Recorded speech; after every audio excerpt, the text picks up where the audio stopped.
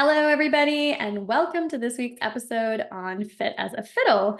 I have a new friend here. Her name is Liz Moran. She is a doula and a fitness coach. She lives in northern New Jersey, and she's also the mother of two daughters who are age 3 and 1. Funny story, I had reached out, I had put Liz on a very special, I want to record this person on my podcast list. Like I couldn't remember like how long ago, but I also couldn't remember for the life of me where I had met Liz. And so I recently reached out to her being like, I don't know where I know you from, but do you want to be on the podcast? Because at one point I really did. And then she reminded me, and of course I knew exactly where we met. And so I'm really happy that Liz is on the show today. We are going to be talking about things regarding life as a birth worker and as a mother and new mothers. And as being a new mom myself, I have a lot of things I would definitely be able to reflect on. And so we're so excited to have you here, Liz. Thank you for joining us. Thanks so much for having me. Of course. So just so the listeners get to know a little bit more about you, could you share your journey into doulahood and fitness coaching world? Oh gosh, I'm not sure where to start. Um, Start from the beginning. well, my background is in CrossFit. I used to live in New York City, and for a time, I ran a gym that my husband bought, a CrossFit gym in the city. We ran that for a while. And then around the end of 2018, we sold it, moved to Jersey City. I worked at a different CrossFit gym in Jersey City just as an employee, not a manager or anything like that. And then if you are ever in Jersey City, you probably know that there are a lot of families and growing families. So a lot of pregnant and postpartum people were coming into the gym. And I was like, how do I help these people? So that kind of started getting my interest into perinatal health and fitness. And I ended up taking like a training with an organization. And then I wanted to know more. And I just started getting this like itch to understand more about pregnancy and birth and beyond and all the things. So then I did my first doula training in 2019, I think at the end of 2019. So that was like the tip of the iceberg, right? Where I just like really was like, this is it. I love this. And after that training, some like life events happened, tore my ACL, got pregnant, pandemic happened, we moved, lots of life things. And then I would say probably not for a couple years. I didn't really step into the doula role and actually go to births until around 2021. So I mostly, since we moved, I mostly have just been doing birth work, a little bit of fitness stuff here and there, but I don't have a home gym right now. So it's kind of hard to work with people virtually. I just don't prefer that. But now I'm out a little west. We're near a larger town called Wayne. When I tell people where I'm from, they like often haven't heard of my town, so I just say Wayne. Um, and yeah, I'm loving the birth work. It's so rewarding and magical every time I go to a birth. And I am hoping to start to lean more into postpartum work as well. It is a very challenging role to do with small kids and just being on call. And, sometimes I have to step away for 20 plus hours, and that's hard on my family. So it can be a demanding job at times, but I feel very privileged and lucky to be able to do the work. And I enjoy it so much, and just helping people with that transition, whether it's a first time mom or it's their third or fourth kid, like all that stuff is just kind of like lights something up inside of me that I get really excited about. So did I did I cover Yeah, it? absolutely. You did. And more, actually. You did and more. So Liz, are you you're a birth doula, but are you also postpartum doula, or are you just focus on the births? Right now, I'm mostly just doing births. I offer postpartum work, but I kind of have just mostly been doing births. I would like to take on more postpartum clients. I'm not like officially trained. to be postpartum, but I would feel comfortable taking someone on. And I also last year got into baby wearing, and I've been doing like baby wearing classes, and I've been doing consults and teaching people positioning and like the safety of carriers. And so many people are like, I didn't know this like thing existed. I didn't know there was someone who could help me with this instead of like videos online. So it's been really cool to help people wear their children and teach them so they feel confident, like that's something I think a lot of new parents like want more of, is just confidence. And it comes with time, but that is something that like I'm starting to creep into more. So all the exciting things, but yes, mostly into births right now. Yeah. And I think one of the things when you were just like, I just like doing the birth to like fire something up inside of you. I think there's just so much adrenaline around the birth itself, right? Both for the people and the people around the birth. And I think that it gets definitely, a lively place. And I also think that because things are never black and white and things are never like exactly like cookie cutter way of how everything is going to always go. I think that just adds like such an element of uncertainty almost that is interesting and very fun to work with. And the only way that I can relate to that is I'm not there during the birth itself, but throughout people's pregnancy journey and then throughout people's postpartum recovery. And so that's usually like the missing link for me. So I'm always super excited to hear like how it went, because that's the one thing that I'm not there for. So when Yeah. people like I've seen people who with their like now they're like third births, their third pregnancies. And so like they'll come around and be like, hey, this is the third time around, blah, blah, blah. And every time they know it's going to be different. And every time I'm like itching to know and get a message from them with like their cute picture of their baby being like, oh my God, this is what happened. And I'm like, oh, I can't wait to see you in a couple weeks or a couple days or whatever it is. But yeah, so that's really funny that we have like the opposite almost times that we're working with someone in like the most intensity of our work. Yeah, I mean, being like there is a lot of prep work that I do. Yeah. A lot of times it's around like education, and I'm a big proponent of education and trying to just make it everything less scary, because I don't think birth is something to fear. Like it can be really wonderful, but I also teach people that being resilient during your childbirth experience is what is going to make your experience that much more positive. Mm-hmm. And that just means being able to pivot and being okay with Mm-hmm. changes, even if it doesn't line up with what you really wanted. And that's where I think I make a difference in someone's experience, because so many times I have calls with folks and they say, oh, I want just a healthy parent, healthy baby. And I said, well, what about your experience? Like that matters. That's huge. And a lot of people say, oh, yeah, well, yeah, a good experience. I'm like, well, let's talk about that.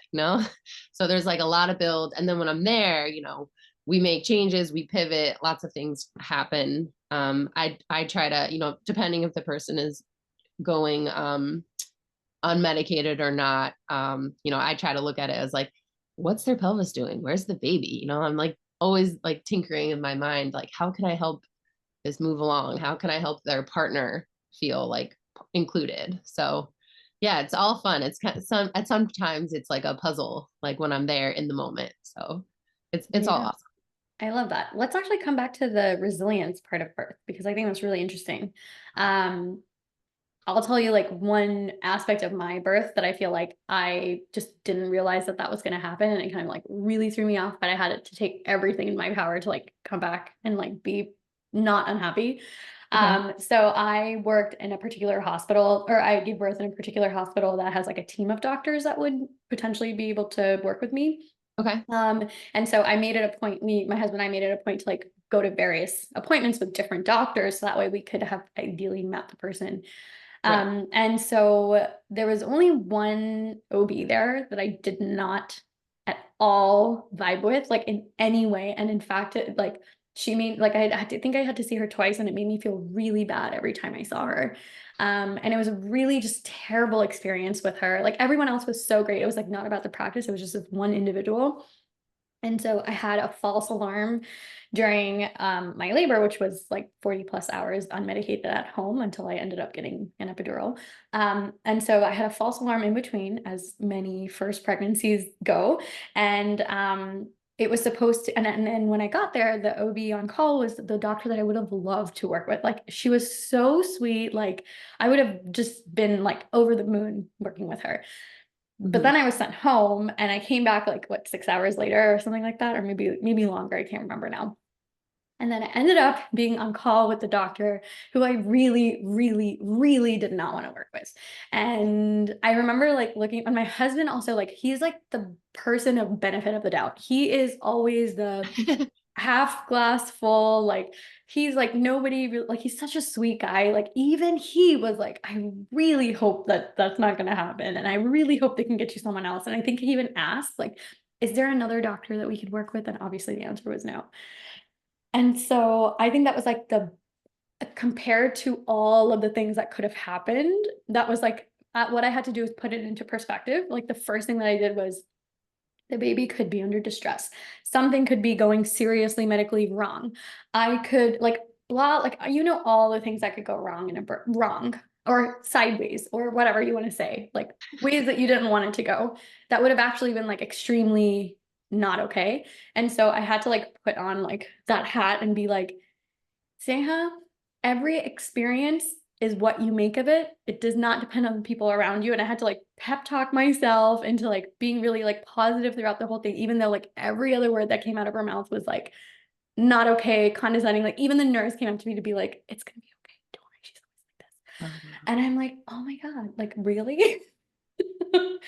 But anyhow, that I think was like, for me, I think going through birth once so far in my life, that was probably the biggest way that I had to incorporate resilience. And I share that with you and with the listeners because I think that what you said is so important. Like, being a doula and being in that spot of being able to help your client, the birthing individual, the mother, navigate through a time where things are not going to go exactly the way that they thought that they would, which is more like, would you agree it's like more than 90% of the time? I don't know. Tell We're it gonna depends. A lot of hard to Yeah, put a number on that. yeah. But at least many times doesn't go exactly the way that it was Yes, planned. I think, often. yeah, I think that that's really important. So I'm curious, what are some strategies that you use around helping people cope and navigate through those moments? Well, first, I just want to thank you for sharing that part of your birth story. I think that's great that you're open and to sharing. And I think there's a It lot of was the first people. time, by the way. I don't think I've spoken about it to anyone. This would be the first time on air. Okay. So, Okay. yeah. So there you go. So thank you for sharing that. It is like a personal, intimate experience. And, when you have something go sideways, that's not what you wanted, yeah, it can like really affect you. And that's like one of the reasons like I love birth so much is because it is so profound. It's something that you carry with you, like your experience and how you felt about it. You carry that with you for the rest of your life. And it's interesting whenever I tell folks I'm a doula. I mean, I have older women in their 50s and 60s coming up to me telling me about their births. They're like, oh, this happened, the doctor said this, and like, just, it really really sticks with you. There's like an imprint in your brain. So yeah, I let's see, your question was around Oh, tactics. how you, yeah, the ways that you help people navigate moments where they might need to use resilience.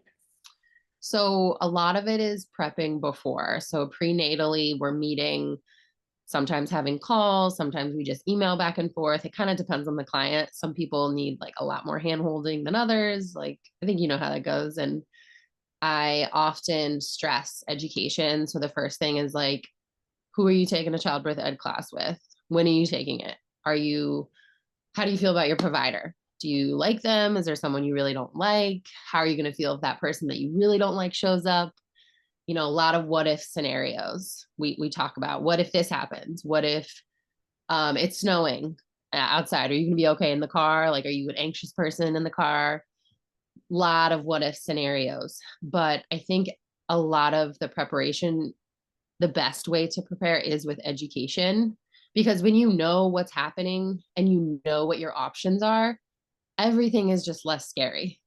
You know, everything is, oh, wait, I have options here, or like, I know my rights, or hospital policy is not law, like that kind of thing. Like you feel empowered, and that feeling, regardless of whatever direction you take in your birth journey, is so empowering and just makes the experience more positive. Like even if you end up doing something you didn't want to do, like a cesarean, like you can still have a positive experience. So education really is my answer. Like you have to educate yourself. You need to know what are the stages of labor. You need to know common interventions that happen. What are the benefits? What are the risks?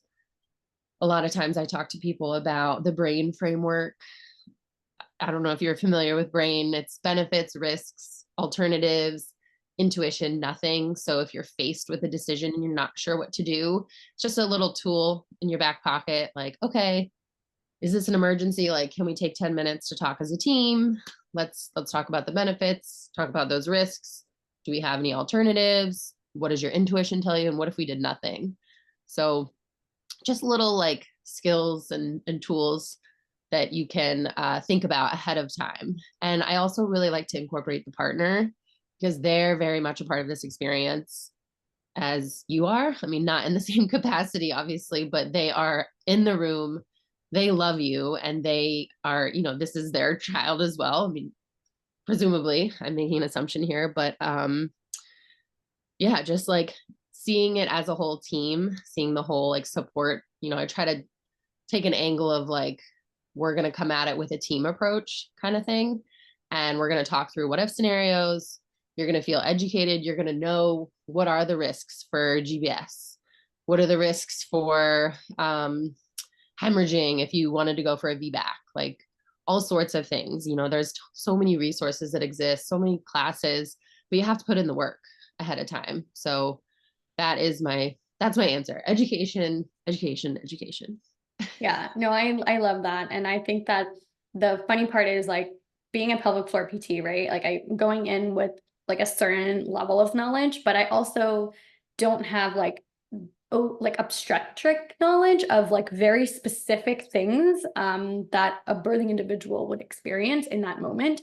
Like those pieces, having not given birth, I'm not aware of, right? More readily. So for me, I think that I remember reading a whole bunch of books and taking a bunch of birth classes only because I was like, I don't actually know what I don't know. Mm-hmm. And I would find like certain things, like for example, like GBS being like such a big thing and antibiotics and how does that affect like having an IV line, like these very specific things, like just because I'm not an OB and I don't work in that environment on a day-to-day basis, I just had no awareness around. And so I think it was really important for me to, even though I came in with information, I remember reading things and taking notes on certain things and being like, I would have really been lost if I missed this small piece, because I would have shown up to an appointment and been like, oh, like, what about this or what about that? And just not known what I needed to do. And so I think that education is really important. And I think also what you said about the partner being educated is also like equally important. Not only for the process of a person being pregnant and the partner just being supportive of that, but also like in that moment, I remember telling my husband very specifically, like I just didn't want to be induced unless it was necessary for me to be induced, like medically necessary, not medically suggested to be. And Yes. so we had a situation where it was absolutely not necessary at all, but I was being told as if it needed it, like as if that was like the only option to go right now, which Okay. was like not like, only because I had spoken to my husband so many times about this. He turned around and he looked at me and goes, no, right, we're not doing that, right? And I was like, thank you for like, I didn't have to like convince him, or like, because if he was confused, he would have been like, no, we need to do this because baby something something Yeah. something. He would have had no clue, 100%. right? So like, because we had been on the same page about like multiple medical possibilities and multiple like hospital based things that could happen, or could not happen also, I felt like that was really important for my birth. And I'm sure that when you educate, like being in that room with a partner there, Like it makes so much of a difference when they're also just looped in on everything that's happening, right? Yeah, they're not always so I don't know the right word. It's scary for partners, honestly. And especially if it's their first time, it's scary. They don't understand, especially if like they hadn't done any homework or read any of the books or done any of the classes, like it scares people. Like the noises someone might make or the things that the nurses are saying. And I think it overwhelms partners. Like I've seen partners where like they're sitting on their phone in the corner and like that's how they're coping with what's happening. And it varies, like some people are like way more involved than others. And that's just like the way it goes. And sometimes I'm like, hey, I'm really tired of squeezing her hips, can you tag in? Like you're up. And that's something that I usually practice with people ahead of time. I'm like, all right, so you want to go unmedicated? Cool. Let's talk about how we're going to do that. And like, I'll have a meeting. I'm like specifically remembering a client where I said, okay, like, let's talk about some like hands on comfort measures. And I said, we're going to talk about the world famous hip squeeze, right? That double hip squeeze. So I talked about it, and the partner said, oh, I know how to do that. And I said, okay, let's see what you got. And he was like, oh, okay, yeah. And the moment he put his hands on his wife's hips, she said, ow. So I was like, I'm so glad we're practicing this. And that was just a great moment that stands out in my mind, in terms of like getting the partners involved. And like it's huge. It's really important getting them involved. And they want to be involved for the most part. They want to like support and help. On the flip side, sometimes I get inquiries from people and they say like, oh, my husband's like on the fence. I'm like, well, he needs to be on the call so he can understand like what the support looks like, because I'm not here to take anyone's place. And I think that's a misconception about doulas, is sometimes partners are like, well, I can support you, and it's just different. And we're not here to take the partner's place. If anything, we're here to like uplift the partner and complement them, help them work with their partner better and understand things better, and kind of take away that fear again. Like they might hear a machine beeping and it's like whatever, the occlusion and the things like clogged, and they're freaking out. I'm like, it's fine. These go off all the time, like little things like that I can help ease their worries and sometimes tension in the room. So yeah, working as a team, I think, is the best approach in my opinion. And that's just how I function as a doula. Yeah, and that makes you a great doula, because I think that's exactly right. When you don't try to take the place, or when you're making everyone feel comfortable, that's like literally the purpose of a doula, is to make everyone feel comfortable. Nobody should feel uncomfortable. I love that. Okay, so let's just take like a quick like side kind of step to fitness world and your kind of level of activity, what you like doing right now, just as a person who owned a CrossFit gym and worked at CrossFits, and sure are very into working out yourself, I'm sure. How does that look like in your life now? So today I'm still doing CrossFit. I probably do CrossFit between 4 and 5 times a week. And then if I'm not doing CrossFit, I'm walking or hopefully hiking. And I follow main site programming, which is just like the CrossFit HQ programming. They post a workout of the day, or WOD if you're a CrossFitter. So I just follow that. I actually got my dad to do it too, so he's been doing the workouts, which is fun.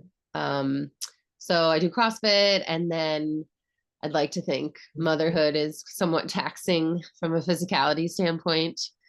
And yeah, I work out at home. Sometimes I work out at a local gym that has childcare. It's not really a CrossFit gym, but they have childcare. And that's, if I want to do like a heavy lift day and pull out some of the plates, I'll be able to go to that gym that has childcare, and that's huge. So yeah, about 4 to 5 times a week, and hopefully as many of those workouts as possible outside. Um, Yeah, that's, I mean, did that answer your question? Yeah, no, what an inspiration. I love that.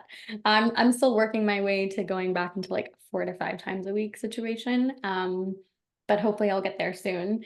But yeah, I love that you do multiple different things and incorporate activity into your life. And I know that um people, like, I always talk to my patients about this too. Like, it's one of the things that is the most important is doing the home exercise program, because there's no way, I tell them like very clearly, there's no way you're going to get better by doing absolutely nothing at home outside of what you do in sessions with me. You might get marginally better, but it's not going to make a big, big, big difference. Um, and I say that with so much vigor only because I want people to like really focus on self-care and home management, which I teach them tons of. And Mhm. so sometimes people will come to me and be like, I haven't been able to do like a full session. And I'm like, well, guess what? What I do often is hanging out with my kid on a playmat, and we're doing some bird dogs, and she's watching me, and I'm still getting a little bit of activity in. And sure, it's not like I'm not going to the gym 4 times a week or 5 times a week like I used to pre-pregnant or while I was pregnant or before giving birth, but I'm still getting activity throughout the day. And also she's watching me do it. And honestly, like sometimes she's my dumbbells and we're just like doing like 3 sets of something quickly and she's having a ball. And so there are ways to like incorporate it. But if you can, obviously, like it's great to gym or whatever you like to do to be active, right? Like you like to do so many things to be active. Some people only like to run. Some people only like to take yoga classes. Some people only like to swim. Some people only like to walk. Some people only like to whatever. And the point is that whatever you like to do it as much as you can, and then try to see if you can sprinkle a little bit of something else so that you can CrossFit. You can cross train, or you can do like, if you're a runner, like it's kind of nice to like do a bit of stretching here and there, or to like do some stability work. And if you're a huge yoga person, like maybe we can incorporate a little bit more like endurance based like cardiovascular activity too. But the idea is that, at least I'm sure that you talk to people about this, is stay as active as you can, like during your pregnancy, while you're giving birth, and postpartum. Yeah, I mean, I focus a lot around consistency because I think consistency is where people will see change, especially in the postpartum. And, you know, it postpartum is such a crazy time, especially those first few months. But whatever it is, whether you're just like laying on your floor and you're doing some deep diaphragmatic breaths, like that's something. As long as you did something, and like no matter, like you didn't run 5 miles, but you did some breathing, you did some intentional breath work, like to me that's something. And our postpartum journey is never linear, so you might like feel great one day, want to do some dumbbells, and the next day like you're just doing some bird dogs with your kid on the floor, and that's okay. So that's what I usually like to talk about, is just being consistent and like being in that mindset, but also like if you just move from like one side of the couch to the other, like that's okay too. Like taking the pressure off ourselves. I think, especially like the new moms, we're just like, so much is on our shoulders, so much. And it's hard to think about, oh, like, how am I going to like get back into the gym? But like that first time that you actually like break a sweat postpartum, it is like, oh, Oh yeah, I so, remember that. It right? felt great. Right. And like whatever it is that you like, however you got there, like that's great. But yeah, any kind of like consistency, whether it's just like you went for a walk for 10 minutes, or like if you were doing the dishes and you somehow did some like deep diaphragmatic breaths, like something that like keeps the wheel moving. I think that consistency is what really makes an impact, big picture. Yeah. And a lot of what you're saying, which I resonate a lot with, is this mindset, because the consistency comes with a mindset of trying to stay active. And Hmm. again, that active looks very different from person to person, within a person, from day to day, from week to week, to month to month.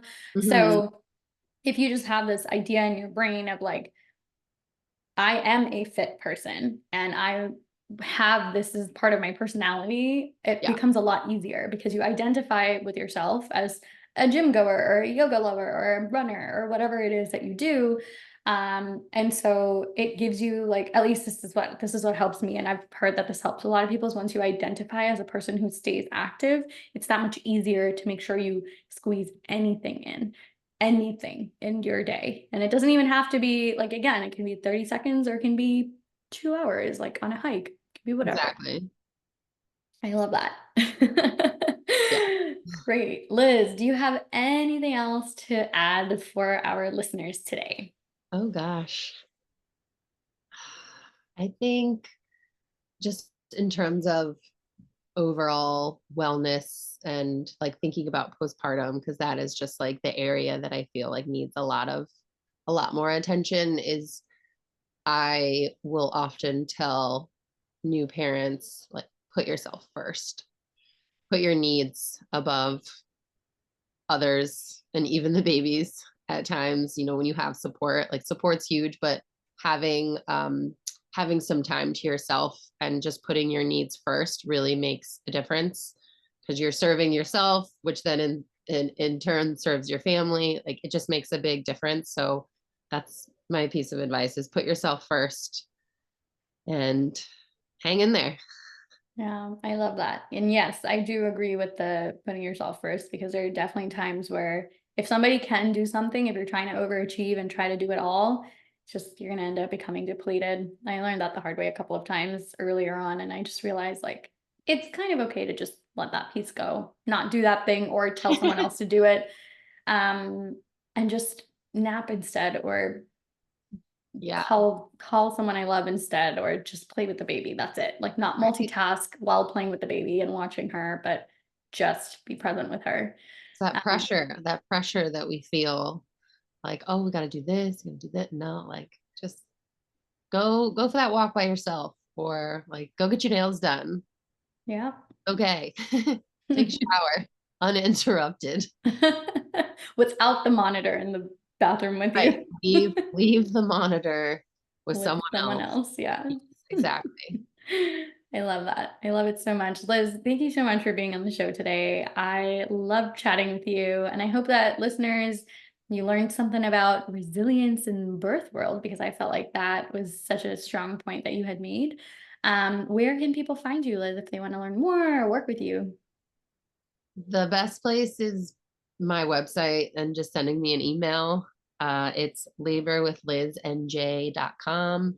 I'm also on Instagram, but I'm not so great at that stuff just yet. It's on my to-do list, but my Instagram is laborwithlizNJ.